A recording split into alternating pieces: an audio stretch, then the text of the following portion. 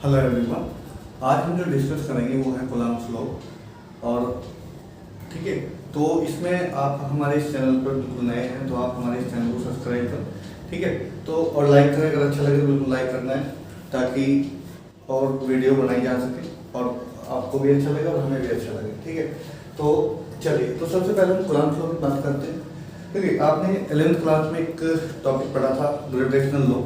ये बिल्कुल वैसे ही जैसे आप उसमें पॉइंट जो मास था, पॉइंट मास लेते थे, बिल्कुल वैसे ही है ये भी। और इसमें हमने क्या लेना है, 2 पॉइंट चार्जेस लेने हैं। वहाँ पे मास या ऑब्जेक्ट लेते थे, यहाँ पे हमें क्या लेना है, 2 चार्जेस लेने हैं, पॉइंट चार्जेस। तो पॉइंट चार्ज की बात करें तो पॉइंट चार्ज क्या होता है, क्योंकि मन में थोड़ा आता ही है कि पॉइंट चार्ज, हम बात करें पॉइंट चार्ज की तो पॉइंट चार्ज यूज करते हैं कि जब हमारी जो चार्ज है ये काफ़ी स्मॉल हो और इनके बीच की जो डिस्टेंस है वो थोड़ी सी ज़्यादा हो। ठीक है, मतलब कुल मिलाकर बात करें तो जो डिस्टेंस है between two charges is greater than to the charges और काफ़ी ज़्यादा हो। ठीक है, तो अब हम इसको कह सकते हैं कि भाई इसमें पॉइंट चार्ज है। दूसरी कोई बात और भी है इसके साथ में कि अगर हम उसको पॉइंट चार्ज की बात करें तो पॉइंट चार्ज में क्या है कि इसमें नो डायमेंशन, मतलब इट हैज़ नो डायमेंशन। तो उसके बाद में जो पॉइंट चार्ज है इसके बाद में कोई डायमेंशन नहीं होती। ठीक है, उसके बाद ठीक है, तो उसको हम कहते हैं पॉइंट चार्जेस है। ठीक है, तो हमारा पॉइंट चार्ज। अच्छा, इसमें दूसरी चीज़ क्या है कि जो कूलम्ब्स लॉ है ये बिल्कुल डेफिनेशन आप देख पा रहे होंगे कि जो मेरे पीछे लिखी हुई है, बिल्कुल आपने जो ग्रेविटेशनल लॉ पढ़ा था बिल्कुल वैसी ही है।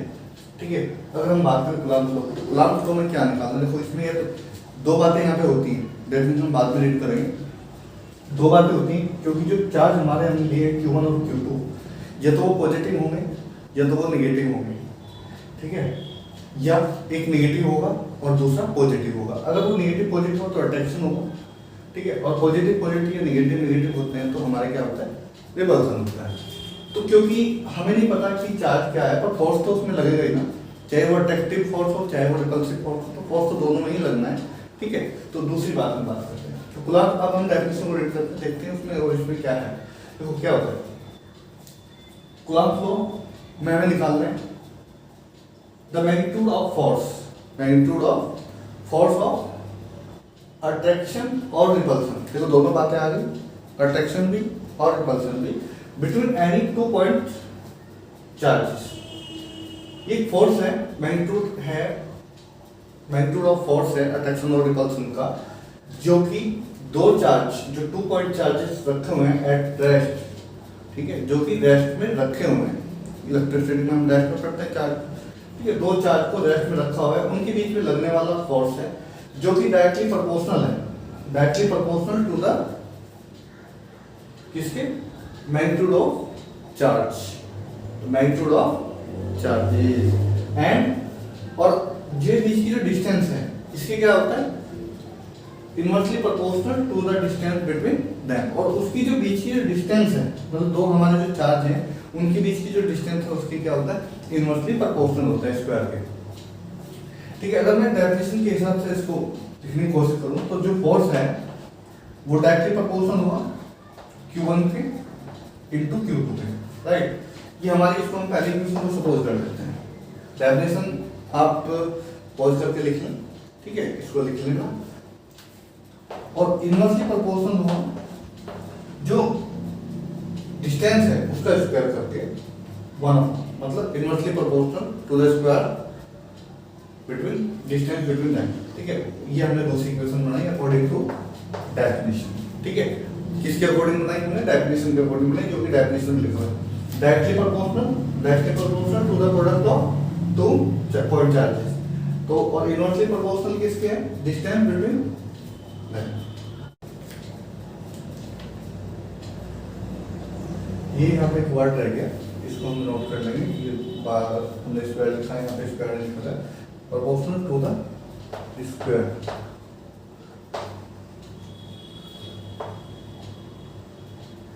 Square of the distance between them. ठीक है, यहाँ पे छोटा सा रह गया था, स्क्वायर रह गया था लगना।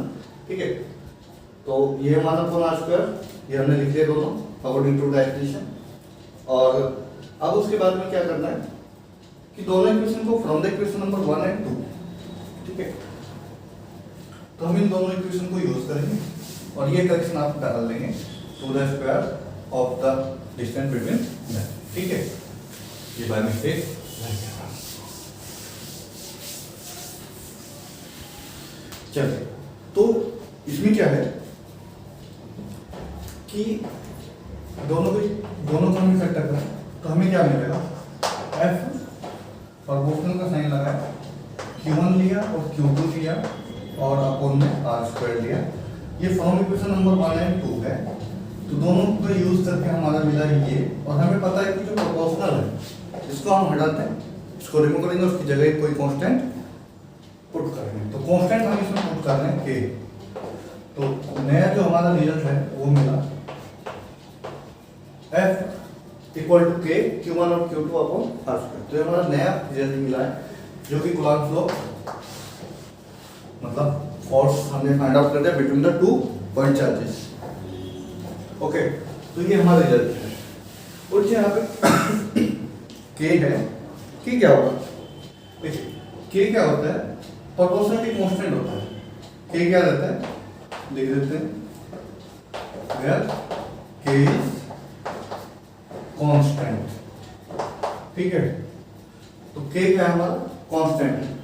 ओके, तो k की एक वैल्यू होती है जो कि हमें ध्यान रखनी है, वो भी कांस्टेंट वैल्यू होती है। यहाँ पे लिखेंगे हम इसको 1/4 पाई एप्सिलॉन नॉट, ये एक वैल्यू होती है k की, जो कि हम इसमें वैल्यू को पुट करेंगे तो नया जो हमारा रिजल्ट मिलेगा वो मिलेगा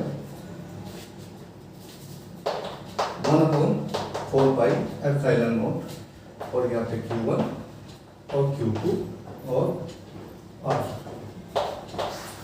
ठीक है।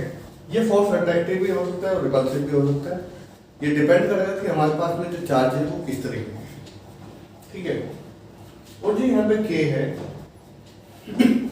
k की जो वैल्यू होती है वो डिपेंड करती है कि वो किस मीडियम में जो चार्जेस हमने रखे हैं जिस पर हमें फोर्स निकालना है वो किस मीडियम में रखे हुए हैं, कि वहाँ पे जो इलेक्ट्रिक फील्ड लाइन्स उनको हेल्प करे, इजीली पास आउट कर रही है या नहीं कर पा रही है, तो उनके बीच में किस तरीके का मीडियम है, ठीक है। तो उसके ऊपर डिपेंड करता है, मीडियम के ऊपर डिपेंड करता है। अब इसके हम k की वैल्यू को फाइंड आउट करेंगे, तो इसमें ये जो एप्सिलॉन नॉट है ये भी देख लेते हैं। जो एप्सिलॉन नॉट होता है ये होती है परमिटिविटी, ठीक है, ऑफ द फ्री स्पेस।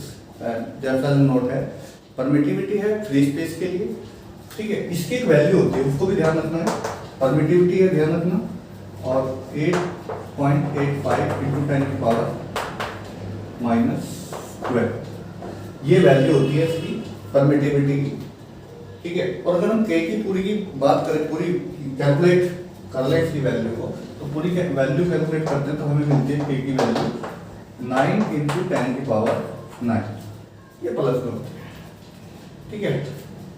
तो ये वैल्यू हमें मिलती है k की वैल्यू 9 इंटू 10 की पावर 9। ये अगर हम कैलकुलेट करें एप्सिलॉन नॉट की वैल्यू को उसमें पुट करें, ठीक है। अगर हम एप्सिलॉन नॉट की वैल्यू को कैलकुलेट करना चाहें तो वो भी हम कर सकते हैं। दूसरी बात ये है जो 4 पाई होता है ये हमारा कांस्टेंट ही होता है, ठीक है। तो जो वेरिएशन आएगा वो k में और एप्सिलॉन नॉट में आएगा। मतलब अगर हमारा एप्सिलॉन नॉट की वैल्यू को कम कर देते हैं हम तो k की वैल्यू उसमें क्या हो जाएगी, k की वैल्यू को एप्सिलॉन नॉट की वैल्यू को कम करते हैं तो हमारी जो k की वैल्यू है वो ज़्यादा हो जाएगी। और जो किसकी वैल्यू निकालें, अगर हम एप्सिलॉन नॉट की वैल्यू को ज़्यादा करते हैं तो k की वैल्यू अपने आप में कम हो जाती है, क्योंकि वो इनवर्सली दोनों एक दूसरे के इनवर्सली प्रोपोर्शनल है। तो रिजल्ट आपने देख लिया, ठीक है। अब दूसरी बात हम इसमें बात करते हैं। आज हमारा जो मोटिव है वो केवल कूलम्ब फ्लो को सीखने का है, तो आज हम कूलम्ब फ्लो सीखेंगे, ओके। तो यहाँ पे मैं फिर से लिख देता हूँ, कुछ रिजल्ट लिखेंगे इसके Q2 नोट्स बनाते जाएं इसके लिए, ठीक है। अगर मैं मान लूँ, देखिए ये रिजल्ट आ गया हमारा, अब मैं कुछ इसमें मानता हूँ, कुछ में क्या मानूंगा इसमें, देखिए कि जो हमारा देखो इसकी सब बाकी सबकी वैल्यू फिक्स है, पता है हमें, ठीक है। ये जो Q1 है वो इक्वल टू Q2 के हो जाए और सबकी वैल्यू 1 कूलम्ब है, ठीक है। हो सकती है। वी कैन सपोज हमने कर लिया Q1 इक्वल टू Q2 है और ये 1C मतलब 1 कूलम है, और जो R है डिस्टेंस, दो चार्जेस के बीच की जो डिस्टेंस थी उसको हमने 1 मीटर मान लिया। ठीक है, अगर मैं वैल्यू इस पे रखूं तो हमारा जो रिजल्ट मिलता है वो F इक्वल टू K मिलेगा, इसको मैं K बोल दिया। तो 1/4 एप्सिलॉन नॉट को हमने K सपोज कर दिया, राइट। तो हमने K कह दिया, तो अब हमारे पास में क्या होगा कि F इक्वल टू क्या मिला, K। तो मतलब हमारा क्या होगा कि अगर हम जो पॉइंट चार्जेस हैं उनकी वैल्यू को 1 कूलम लेते हैं और उनकी जो बीच की जो डिस्टेंस है वो 1 मीटर लेते हैं, तब हमारा जो फोर्स लगेगा दो चार्जेस के बीच में वो न्यूमेरिकली इक्वल होगा किसके, डाइलेक्ट्रिक कांस्टेंट के, मतलब K के। और जो K है ये डाइलेक्ट्रिक कांस्टेंट भी है, ठीक है, और प्रोपोर्शनलिटी कांस्टेंट के डायरेक्टली प्रोपोर्शनल मतलब इक्वल होगा न्यूमेरिकली। कितनी होगी, मतलब तब हमारा जो फोर्स लगेगा, अगर हम बात करें 9 × 10⁹, क्योंकि इसकी वैल्यू कैलकुलेटेड है 9 × 10⁹। ठीक है, ये बात भी समझ आ गई।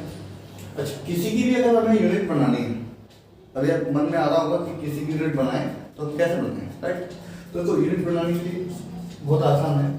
अभी आपको मान लो कि एप्सिलॉन नॉट की यूनिट बनानी है और हमें तो पता नहीं भाई एप्सिलॉन नॉट की यूनिट क्या है, डायरेक्टली हम भूल गए, ठीक है, ऐसे भी तो होता है कि हम भूल गए।